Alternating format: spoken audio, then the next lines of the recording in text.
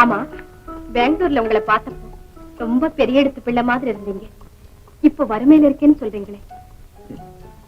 என் சொந்த சரித்திரத்தையே ஒரு கதையா எழுதினா கூட யாரும் நம்ப மாட்டாங்க. சமீபத்தில் நடந்த ஒரு பேங்க் முறிவினால எங்களுடைய சொத்துக்கள் எல்லாம் போய் நாங்க ரொம்ப வறுமையில இருக்கோம்.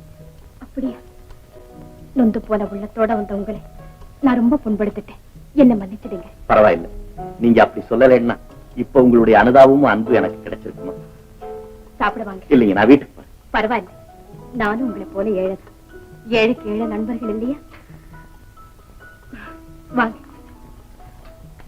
உட்காருங்க.